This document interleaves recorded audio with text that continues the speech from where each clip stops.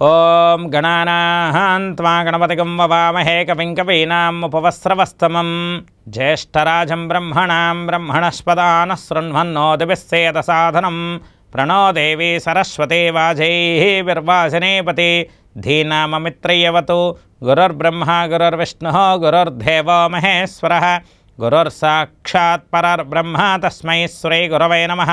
సదాశివసమారంభం వ్యాసశంకరమధ్యమాం అస్మదాచార్యపర్యంతం వందే గురుపరంపరాం. నమస్తే అస్తు భగవన్ విశ్వేశ్వరాయ మహాదేవాయ త్రయంబకాయ త్రిపురాంతకాయ త్రికాగ్నికాలాయ కాలాగ్నిరుద్రాయ నీలకంఠాయ మృత్యుంజయాయ సర్వేశ్వరాయ సదాశివాయ శ్రీమన్మహాదేవాయ నమో నమః. విద్యాక్షమాలాశకపాలముద్రాం రాజత్కరం కుందశమానకాంతిం ముక్తాఫలాలంకృతశోభితాంగిం బాలాం స్మరే వాంగ్మయ సిద్ధిహేతోః. బ్రహ్మవాక్కు కార్యక్రమానికి స్వాగతం సుస్వాగతం.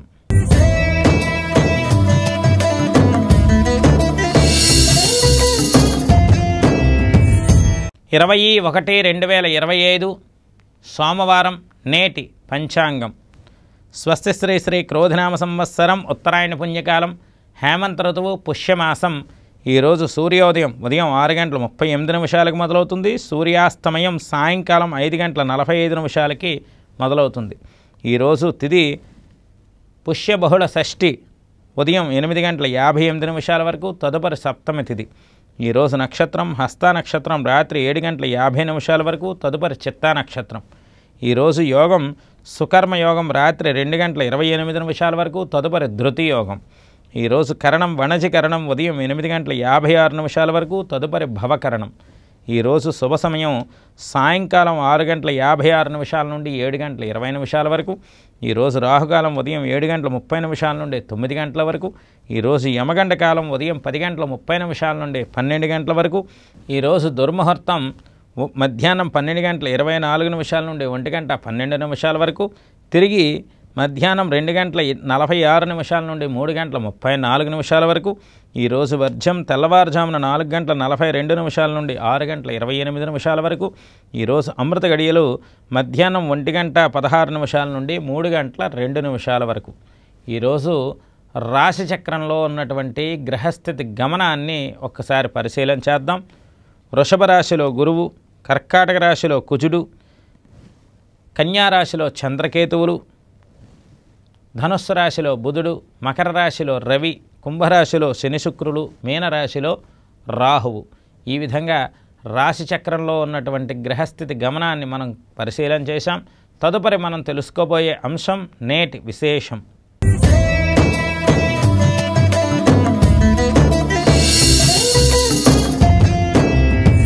ఓం సజ్జోజాతం ప్రపజ్జామి సజ్జోజాతాయ వై నమో నమః.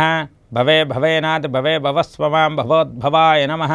వామదేవాయ నమో, జ్యేష్ఠాయ నమః, శ్రేష్ఠాయ నమో, రుద్రాయ నమః, కాలాయ నమః, కలవికరణాయ నమః, బలవికరణాయ నమః, బలాయ నమః, బలప్రమదనాయ నమః, సర్వభూతదమనాయ నమః, మనోన్మనాయ నమః. అఘోరేభ్యో దఘోరేభ్యో ఘోరఘోరధరేభ్యః సర్వేభ్యః సర్వసర్వేభ్యో నమస్తే అస్తు రుద్రరూపేభ్యః.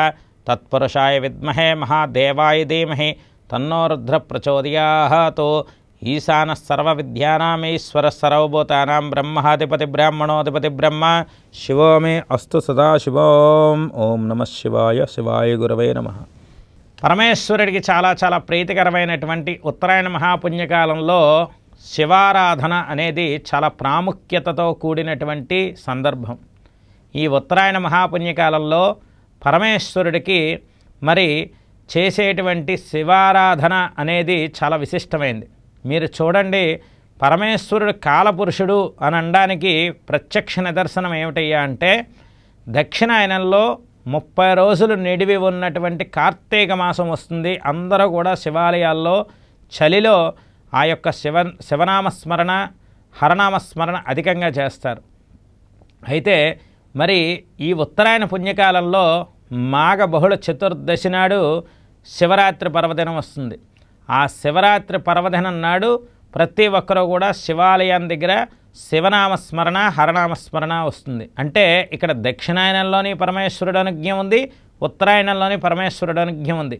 ఇక్కడ భక్తుడు చేయవలసినవి ఏమిటయ్యా అంటే పరమేశ్వరుడి యొక్క ఆరాధన నిష్కల్మషంగా భక్తి ప్రపత్తులతో ఎటువంటి విషయంలో కూడా స్వామివారి మీద మాత్రమే భారం వేసి శివారాధన చేయడం ఒకటే ఆ యొక్క పరమేశ్వరుడి యొక్క అనుజ్ఞకి పరమేశ్వరుడి యొక్క ఆజ్ఞకి మూలాధారం.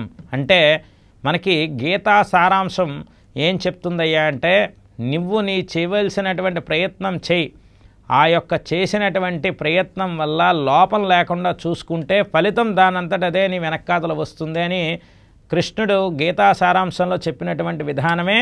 పరమేశ్వరుడి యొక్క ఆజ్ఞ రావాలి అంటే మీరు అందరూ కూడా ప్రతి సోమవారం శివాలయానికి వెళ్ళడం, చక్కగా పంచామృతాలతో అభిషేకం చేసుకోవడం, మీకు లభ్యమైతే చెరుకు రసం, పళ్ళ రసాలు, కొబ్బరి నీళ్లు, సుగంధ ద్రవ్యాలతో చక్కగా మీ విధి విధానాల ప్రకారం మీకు దొరికినటువంటి పదార్థాలతో, ఆ యొక్క మారేడు దళాలతో, మీకు లభించినటువంటి పదార్థాలతో భక్తి ప్రపత్తులతో శ్రద్ధాభక్తులతో స్వామివారి ఆరాధన చేయడం వరకే మీ పని. ఆ స్వామివారి ఆరాధన మీరు ఎంత నిష్కల్మషంగా స్వామివారి మీదే మీ యొక్క భారమంతా పెట్టి, స్వామి నువ్వు ఎలా నడిపిస్తే అలా నడుస్తామని చెప్పుకుని వెళ్తారో, పరమేశ్వరుడు మాత్రమే మీకున్నటువంటి సమస్త కష్టముల నుండి బయటపడేస్తాడు. అందువల్ల ప్రతి ఒక్కరూ కూడా చక్కగా రానున్న కాలమంతా కూడా ఉత్కృష్టమైన మహాపుణ్యకాలం రాబోతున్నది. ఆ పుణ్యకాలంలో నేను ప్రస్తుతం ఉత్తరాయణ మహాపుణ్యకాలంలో ఉన్నాను కావున నీ యొక్క అనుజ్ఞతో నేను ముందుకు వెళ్దాం అనుకుంటున్నాను. రాబోయే కాలమంతా నాకు శుభకాలంగా ఉండాలి అని మనస్సు పూర్తిగా స్వామివారికి చక్కగా ఆపాదన విధంగా చక్కగా బ్రాహ్మణ పండితుల సమక్షంతో వేదమంత్రాల సమక్షంలో స్వామివారి ఆరాధన చేస్తూ అక్కడ ఉన్నటువంటి బ్రాహ్మణ పండితులకి గురుదక్షిణ తాంబూలాది క్రతువులు ఇవ్వండి. ఖచ్చితంగా స్వామి అనుగ్రహంతో చక్కనైనటువంటి ధార్మిక సౌజన్యంతో మీరు దినదినాభివృద్ధి పొందుతారు. తదుపరి మనం తెలుసుకోబోయే అంశం గోచార రీత్యా నేటి రాశి ఫలితాలు.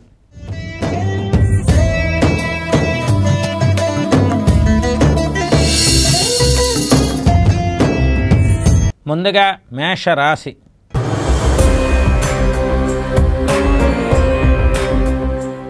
అశ్విని నక్షత్రం 1, 2, 3, 4 పాదాలు, భరణి 1, 2, 3, 4 పాదాలు, కృత్తిక 1వ పాదంలో ఉన్నటువంటి మేషరాశి జాతకులందరికీ కూడా చాలా చాలా శుభకరంగా ఉండేటువంటి కాలం మొదలైందనే చెప్పాలి. ఇంకా మేషరాశి వారికి పరీక్షలు ఉంటాయి, అనుగుణమైనటువంటి విజయాలు ఉంటాయి, బాధ్యతలు ఉంటాయి, దానికి తగ్గ బరువు ఉంటుంది. ఇత్యాదివన్నీ కూడా మేషరాశి వారు చూడబోయేటువంటి రోజులు వచ్చాయి. ఇక నుండి ప్రతి విషయంలో కూడా లక్ష్య సాధన విధంగా పరిగెట్టాలి.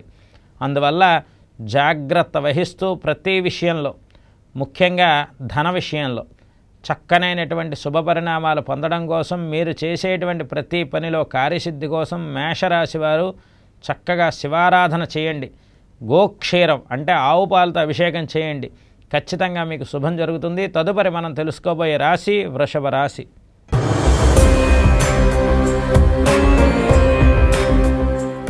కృత్తికా నక్షత్రం 2, 3, 4 పాదాలు, రోహిణి 1, 2, 3, 4 పాదాలు, మృగశిర 1, 2 పాదాల్లో పుట్టినటువంటి ఈ యొక్క వృషభరాశి జాతకులందరికీ కూడా సాధారణమైనటువంటి శుభయోగాలు అధికంగా ఉన్నాయి. అందువల్ల మీరు ఖచ్చితమైనటువంటి విజయం సాధించడానికి గ్రహస్థితి అనుకూలంగా ఉన్నది. మీకు అన్ని రకాలుగా కూడా శుభయోగాలు ఉండడమే కాకుండా, మరి ఈ ఉత్తరాయణ పుణ్యకాలంలో ఒక్కసారి ఓం నమశివాయ అంటే చాలట 100 సార్లు ఓం నమశివాయ అంటే వచ్చే ఫలితమే వస్తుంది. అందువల్ల రానున్న కాలంలో నూతన పెట్టుబడులు, నూతన వ్యాపారాలు, నూతనంగా ప్రారంభించబోయేటువంటి ప్రణాళికలు వేస్తారు. వృషభ రాశి వారికి ఇది చాలా అనుగుణమైనటువంటి మాసంగా, కాలంగా చెప్పుకోవచ్చు. వృషభ రాశి వారు చక్కనైన పంచామృతాలతో శివారాధన చేసి బ్రాహ్మణ పండితులకి తగిన దక్షిణ తాంబూలాది క్రతువులు అన్నీ కూడా ఉనర్చుకోగలిగితే మీకంతా శుభం జరుగుతుంది. తదుపరి మనం తెలుసుకోబోయే రాశి మిథున రాశి.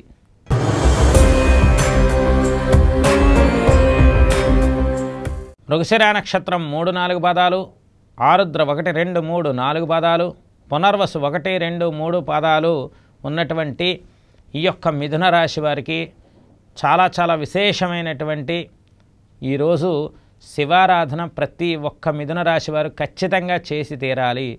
అర్ధాష్టమ చంద్రదోషం ఉన్నది కావున, అష్టమ రవిదోషం ఉన్నది కావున మీరు నవగ్రహాల చుట్టూ కూడా ప్రదక్షిణ చేయండి. ఎందుకంటే నవగ్రహాల చుట్టూ ప్రదక్షిణ చేస్తూ శివాలయంలో శివారాధన చేసుకుంటూ మీకు లభించిన పదార్థం స్వామివారి అభిషేకానికి ఆ యొక్క విధి విధానాలను పాటిస్తూ చేయండి. ఖచ్చితంగా మిథున రాశి వారికి శుభం జరుగుతుంది. అలాగే అక్కడ ఉన్నటువంటి బ్రాహ్మణోత్తమ పండితులందరికీ కూడా చక్కనైనటువంటి గురుదక్షిణ తాంబూలాన్ని సమర్పించుకోండి. మీకు అంతా శుభం చేకూరుతుంది. చేసే ప్రతి పనిలోని కూడా మీరు ప్రతి పనిని ప్రారంభించినప్పుడు ఓం నమః శివాయ ఓం నమః శివాయ అనుకుంటూ వెళ్ళండి. మీకు అంతా పరమేశ్వరుడు అనుజ్ఞ అధికంగా ఉంటుంది. తదుపరి మనం తెలుసుకోబోయే రాశి కర్కాటక రాశి.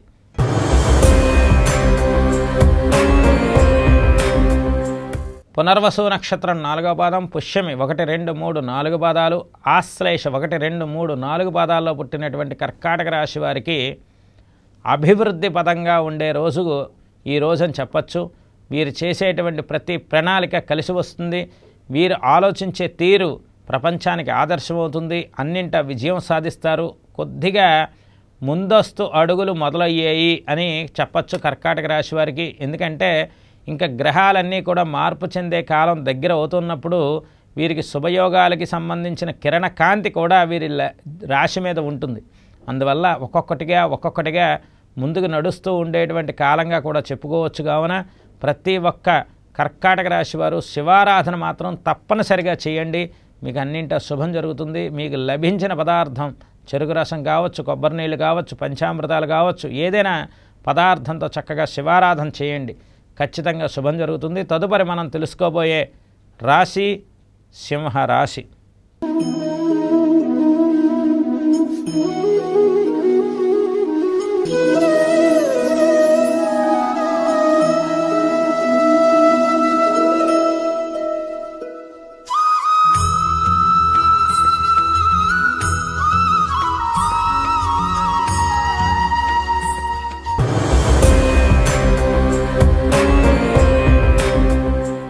మఖా నక్షత్రం 1, 2, 3, 4 పాదాలు, పూర్వ ఫల్గుని 1, 2, 3, 4 పాదాలు, ఉత్తర ఫల్గుని 1వ పాదంలో ఉన్నటువంటి సింహరాశి జాతకులందరికీ కూడా చాలా ఉత్కృష్టమైన మహాపుణ్యకాలం ఈ ఉత్తరాయణ పుణ్యకాలం.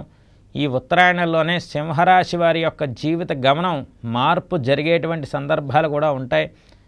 ఆరోగ్య విషయంలో జాగ్రత్తగా ఉండండి. ధన విషయంలో జాగ్రత్తగా ఉండండి.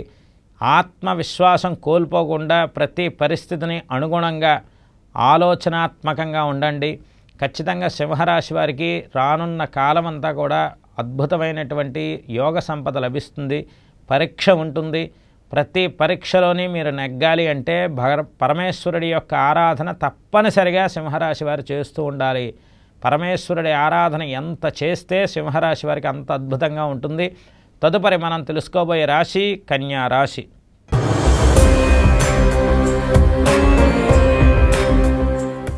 ఉత్తరా నక్షత్రం 2, 3, 4 పాదాలు, హస్త 1, 2, 3, 4 పాదాలు, చిత్త 1, 2 పాదాల్లో పుట్టిన కన్యారాశి వారందరికీ కూడా మహోన్నతమైనటువంటి రాజమార్గం అనేది సుమాగమనం అయ్యేటువంటి రోజులు వచ్చాయి. ఇది కన్యారాశి వారికి ప్రాతకాలంలో ఉత్తరాయణ పుణ్యకాలంలో శుభవార్తనే చెప్పాలి. ఎందుకయ్యా అంటే ఇక్కడ చతుర్థ స్థానంలో ఉన్న రాశ్యాధిపతి పంచమ స్థానంలో అడుగులు పెట్టే దిశగా వెళ్తున్నది. అలాగే పంచమ స్థానంలో రవి ఉన్నది. అందువల్ల ఇక్కడ ప్రతి గ్రహం కూడా మార్పు కదలికలు అన్నీ కూడా కన్యారాశి వారికి పోయిన ప్రతి నష్టాన్ని తిరిగి భర్తీ చేసే విధంగానే ఉన్నాయి. అందువల్ల జాగ్రత్త వహిస్తూ ప్రతి పనిలోని కూడా శుభం జరగాలని కోరుకుంటూ కన్యారాశి వారు శివారాధన చేయండి, జపం చేయండి. శివారాధన చేస్తూ జపం కూడా చేయండి. ఖచ్చితంగా మీకు శుభం జరుగుతుంది. తదుపరి మనం తెలుసుకోబోయే రాశి తులారాశి.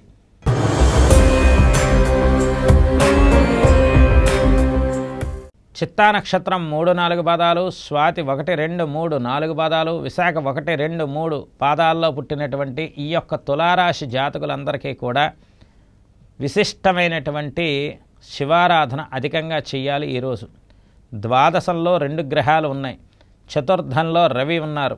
అందువల్ల కొన్ని ఇబ్బందులు చాలా ఇబ్బందికరంగా ఉంటాయి.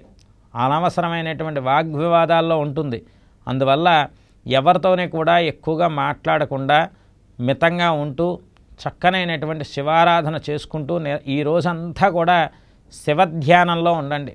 దానివల్ల కొద్దిగా చంద్రుడు మార్పు వచ్చేంత వరకు ఓపిక పడితే చంద్రుడు మార్పు వచ్చిన తర్వాత మళ్ళీ ఇంకొక 2 రోజుల్లో మంచి మాట వినపడడానికి, శుభవార్త వినపడడానికి అవకాశం ఉంటుంది. కావున ప్రతి ఒక్కరూ కూడా చక్కనైనటువంటి శుభ కార్యక్రమాలు చేసుకోవడానికి సంసిద్ధం అవ్వండి. తులారాశి వారు అన్నింట మంచి జరుగుతుంది. రానున్న కాలం అంతా కూడా తులారాశి వారికి శుభయోగ్యములు, కాకపోతే ఖర్చుతో కూడుకున్నటువంటి శుభయోగ్యములు. కావున జాగ్రత్త వహిస్తూ శివారాధన చేస్తూ చెరుకు రసంతో కనుక అభిషేకం చేస్తే మీకు వృద్ధి అధికంగా ఉంటుంది. తదుపరి మనం తెలుసుకోబోయే రాశి వృశ్చిక రాశి.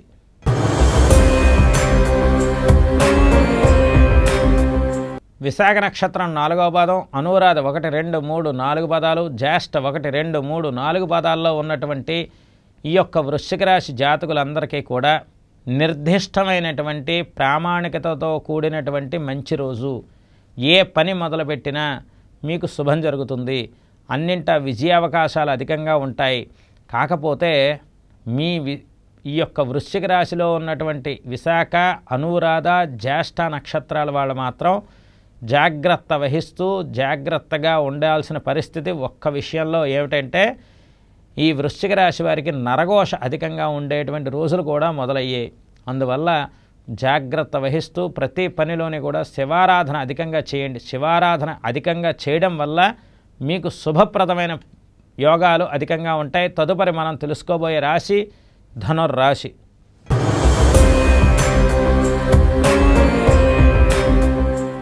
మూలా నక్షత్రం 1, 2, 3, 4 పాదాలు, పూర్వాషాఢ 1, 2, 3, 4 పాదాలు, ఉత్తరాషాఢ 1వ పాదంలో ఉన్నటువంటి ధనుర్రాశి జాతకులందరికీ కూడా నిర్దిష్టమైన శుభయోగాలు మొదలయ్యాయి.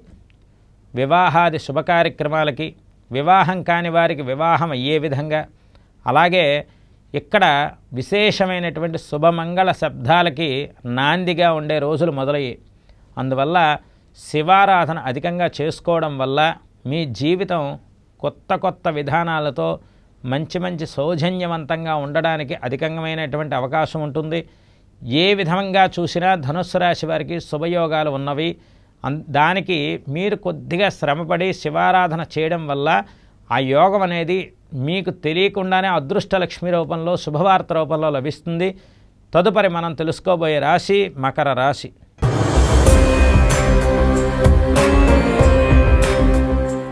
ఉత్తరాషాఢ నక్షత్రం 2, 3, 4 పాదాలు, శ్రవణం 1, 2, 3, 4 పాదాలు, ధనిష్ట 1, 2 పాదాల్లో ఉన్నటువంటి మకర రాశి జాతకులందరికీ కూడా సాక్షాత్తు పరమేశ్వరుడే వరాలిస్తున్నాడా అనేటువంటి అదృష్ట యోగాలు ఈరోజు ఉన్నవి. మకర రాశి వారికి చాలా అద్భుతంగా ఉన్నది. జాగ్రత్త వహిస్తూ చక్కగానైనటువంటి నిర్ణయాలు తీసుకుంటూ ప్రాతకాలంలోనే శివారాధన అధికంగా చేసుకుని మీ దినచర్యను మొదలుపెట్టండి. ప్రతి పని కూడా అవలేలగా సులభతరంగా అయిపోతుంది. అందువల్ల చక్కనైనటువంటి శుభయోగాలు పొందడం కోసం ఈ యొక్క మకర రాశి వారు చక్కగా శివారాధన అధికంగా చేసుకుని శివనామస్మరణ, శివజపం అధికంగా చేసుకోవడం వల్ల శుభం జరుగుతుంది. తదుపరి మనం తెలుసుకోబోయే రాశి కుంభరాశి.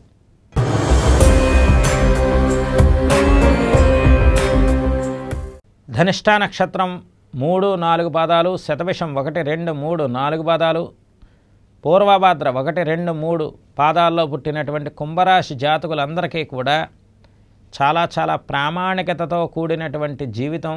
అలాగే ఒక్క విషయంలో మాత్రం కుంభరాశి వారు జాగ్రత్త వహించాల్సింది అష్టమ చంద్రదోషం ఉన్నది. అష్టమ చంద్రదోషం అనేది కొంచెం ఇబ్బందికరమే. అందువల్ల అష్టమ చంద్రదోషం ఉన్నది కావున మీరు చక్కగా శివాలయంలో ప్రదక్షిణలు చేయండి. ఒక 11 ప్రదక్షిణలు చేయండి. స్వచ్ఛమైన ఆవు పాలతో అభిషేకం చేసుకుని అక్కడున్న బ్రాహ్మణ పండితుల ఆశీర్వచనం తీసుకోండి. దానివల్ల ఆ గురువు యొక్క ఆశీర్వచనం అనేది పరమేశ్వరుడికి ప్రీతి కాబట్టి బ్రాహ్మణ పండిత ఆశీర్వచనం మీకు శుభాన్ని ఇస్తుంది. తదుపరి మనం తెలుసుకోబోయే రాశి మీనరాశి.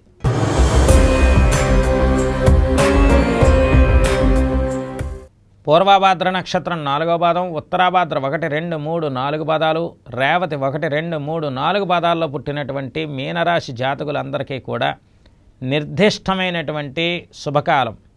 నిర్దిష్టమైనటువంటి శుభకాలం అంటే ఏమిటి అంటే ఈ యొక్క నిర్దిష్టమైనటువంటి శుభకాలం అనేది మీకు స్వయం కృతాపరాధం అనేది చేయకుండా ఉండేటువంటి కాలం. అందువల్ల ఏది కూడా తొందరపడే నిర్ణయాలు తీసుకోవద్దు. స్వయం కృతాపరాధం అంటే నిర్ణయంలోంచే వస్తుంది ఎప్పుడైనా సరే అది. అందువల్ల నిర్ణయం తీసుకునేటప్పుడు మీనరాశి వారు 1-2 సార్లు మీ పెద్దల్ని, గురువుల్ని, బంధువుల్ని, స్నేహితుల్ని అడిగి నిర్ణయం తీసుకోగలిగితే ఖచ్చితమైనటువంటి శుభయోగాలు మీనరాశి వారికి అద్భుతంగా ఉంటాయి. ఈ ఏలినాటి శని మీనరాశి వారికి కలిసి వచ్చే కాలం కూడా అవుతుంది. నిర్ణయాన్ని బట్టే జీవితం ఉంటుంది. అందువల్ల ఈ శివారాధన అనేది అధికంగా చేయండి. శివారాధన అధికంగా చేస్తూ కొబ్బరి నీళ్లతో స్వామివారి ఆరాధన చేసి పటిక బెల్లం నీళ్లతో స్వామివారికి అభిషేకం చేస్తే, అంటే పటిక బెల్లం నీళ్ళల్లో వేసి నానబెట్టిన నీళ్లతో అభిషేకం చేస్తే శుభవార్త శ్రవణంగా ఉంటుంది. ఈ విధంగా చక్కనైనటువంటి ఈ యొక్క ద్వాదశ రాశుల యొక్క ఫలితాలు విన్నారు. తదుపరి మనం తెలుసుకోబోయే అంశం నేటి ధర్మ సందేహాలు.